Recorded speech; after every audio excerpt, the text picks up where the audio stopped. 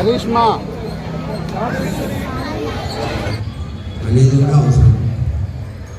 మనం పెరుగుతుంది ఇంతమంది ఏం డిఫరెన్స్ వల్ల ఏమో అవుతాయమ్మా అందులో ఏ ప్రాంతాన్ని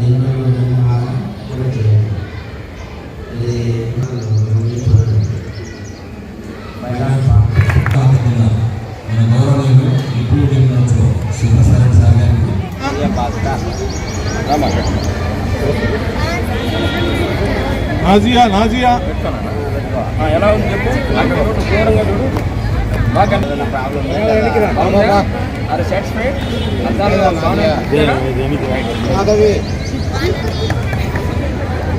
మాధవి మాధవి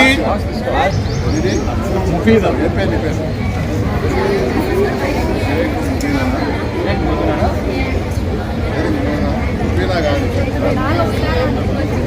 ఇట్లా పట్టుకోండి అందరూ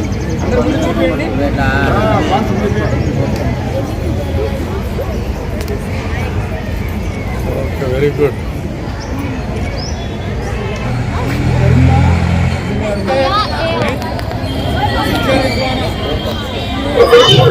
good morning to all of you print and electronic media మిత్రులందరికీ గుడ్ మార్నింగ్.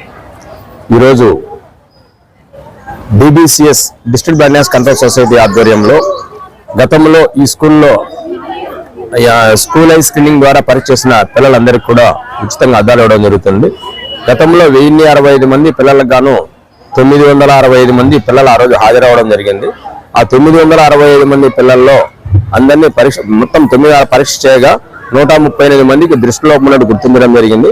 ఆ 138 మంది కూడా ఈరోజు ఉచితంగా డిబిసిఎస్ ఆధ్వర్యంలో ఉచితంగా అద్దాల పంపిణీ కార్యక్రమం కూడా ఈరోజు డిప్యూటీ డిఎంఎడ్ సుప్రసాద్ రెడ్డి గారు, మెడికల్ ఆఫీసర్ ఎంఏ గారు, ప్రోగ్రామ్ ఆఫీసర్ వెంకటేశ్వర్లు గారు మరియు సుబ్బారెడ్డి గారు అందరి ఆధ్వర్యంలో ఈరోజు ఉచితంగా పిల్లలందరూ కూడా ఇవ్వడం జరుగుతుంది.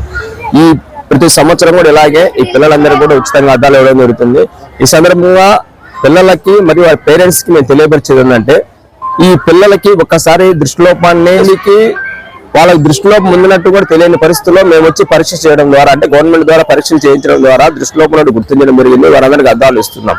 కొంతమంది పేరెంట్స్ ఏం చేస్తున్నారంటే, అందరూ ముఖ్యంగా ఈ స్కూల్ అంతా ఆడపిల్లలు ఎక్కువ చదువుతున్నారు కాబట్టి ఆడపిల్లలకైతే పేరెంట్స్ మీరు అద్దాలు అవసరం లేదు, అద్దాలు పెట్టకండి, అద్దాలు పెడితే ఇప్పుడే ఎందుకు అని చెప్పి పేరెంట్స్ సైడ్ నుంచి వాళ్ళకి సరైన సపోర్ట్ కూడా లేకుండా ఉంది. కాబట్టి కంపల్సరీ ఎవరికైతే దృష్టిలోపం ఉంటుందో వారందరికీ కరెక్ట్ చేసి అద్దాలు ఇచ్చినప్పుడే వాళ్ళకి చూపు బాగా కనిపిస్తుంది. చూపు ఎప్పుడైతే బాగుంటుందో చదువులో రాణించగలుగుతారో, భవిష్యత్తులో వాళ్ళ ఆరోగ్యాన్ని కూడా కాపాడుకుంటారు. కాబట్టి ఈ సందర్భంగా పేరెంట్స్ కి మేము రిక్వెస్ట్ చేసిందంటే, పిల్లల్ని ఎంకరేజ్ చేయండి, కానీ అద్దాలు పెట్టుకోమని జాగ్రత్తలు చూపించి మేము ఇచ్చిన అద్దాలు ఒకసారి పోయిన పక్షంలో వాళ్ళు ఏదైనా పోగొట్టుకున్నట్లయితే కూడా ఇమ్మీడియట్ గా ప్రభుత్వ ఆసుపత్రికి కానీ ప్రైవేట్ హాస్పిటల్కి వెళ్ళి పరీక్షించి మళ్ళీ వాళ్ళకి అద్దాలు ఇప్పించాల్సిన బాధ్యత కూడా తల్లిదండ్రులకు ఉందని సందర్భంగా నేను తల్లిదండ్రులు రిక్వెస్ట్ చేస్తున్నాను.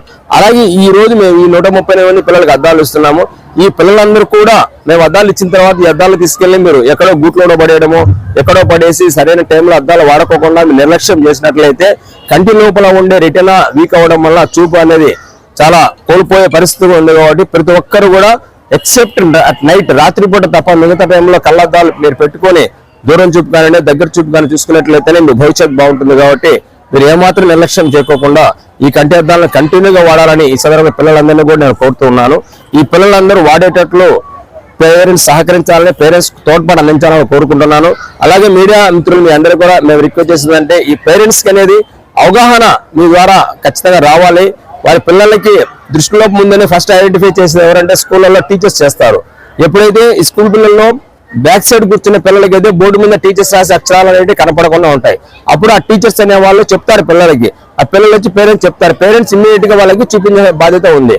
అలాగే ఇంట్లో కూడా మనం గమనించవచ్చు, టీవీ వాళ్ళ దగ్గరికి వెళ్ళి చూడడము, చదవడము, రాసుకోవడము, దగ్గర చూడడం అనేది ఉంటుంది. అలాంటి వారందరూ వీళ్ళకి ఏదో సంథింగ్ ప్రాబ్లమ్ ఇన్ ఐస్ అని చెప్పి వాళ్ళు గుర్తించి వాళ్ళ కంటి డాక్టర్ తీసుకెళ్ళినట్టు వాళ్ళకి సరైన టైంలో ఇస్తారు. అలాగే మంచి పోషక విలువలు కూడిన ఆహారం కూడా తీసుకునేట్లు పేరెంట్స్ చేయాలి, by the same time teachers చేయాలి. మనం అందరం కూడా వాళ్ళకి మంచి ఆహారం తీసుకున్నట్టు చేసినట్లయితేనే వాళ్ళ చూపులు ప్రసాదించడం కూడా మనం అవుతాము, కాపాడుకోవాలని కూడా అవుతాం. ముఖ్యంగా ఈ రిఫ్రాక్టివ్ అనేది ఎక్కువ శాతం వచ్చేసి ఈ మన వంశపారంపర్యంగా కూడా వస్తుంది అనమాట.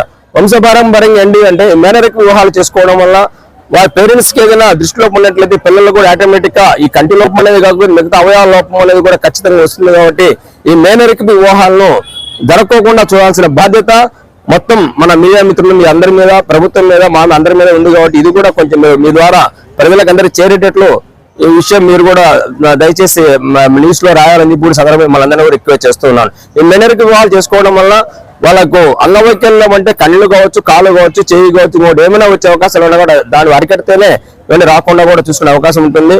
అలాగే యావత్ మనం ఈ రోజు ఈ లాంచింగ్ కార్యక్రమం అనేది మన రాష్ట్రంలో అన్ని చోట్ల జరుగుతోంది.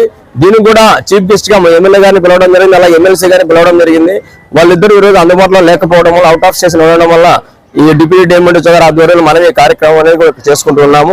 వాళ్ళు కూడా వచ్చింటే ఇంకా బాగుండేది. వాళ్ళ ద్వారా ఒక మంచి మెసేజ్ పబ్లిక్ అందాలనే ఉద్దేశంతో ఈ లాంచింగ్ ప్రోగ్రామ్ వాళ్ళని ఇన్వైట్ చేయడం జరిగింది. వాళ్ళకు అనివార్య కారణం రాలేకపోయినందుకు కొంచెం బాధగా ఉంది తప్పితే వేరే ఏం లేదు. బట్ ఏదేమైనప్పటికీ ఈ మంచి కార్యక్రమం అనేది ఎవ్రీ ఇయర్ ఇలా చేస్తూ పోతాము.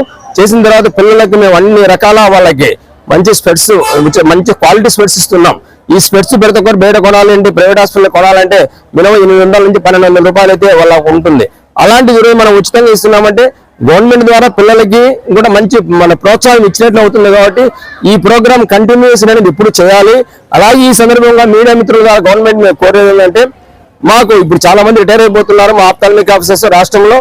ఆ ఖాళీ ప్లేసెస్ లో కొత్త వారిని రెగ్యులర్ అపాయింట్ చేసినట్టయితే కొంచెం బాధ్యతాయుతంగా పనిచేసి మన స్కూల్ చెల్లెలకి అయితేనేమి పబ్లిక్ కూడా మేము మంచి సేవలు అందించి పబ్లిక్ సంబంధించిన కంటి సమస్యల మీద మేము ఇంకా మంచి సేవలు అందించే అవకాశం మాకు ఉంటుందని ఈ సందర్భంగా ప్రభుత్వాలను కోరుతూ ఈ కార్యక్రమానికి హాజరైన మీ ప్రతి ఒక్కరికి పేరు పేరున కృతజ్ఞతలు తెలుపుకుంటూ సెలవు తీసుకుంటున్నాం.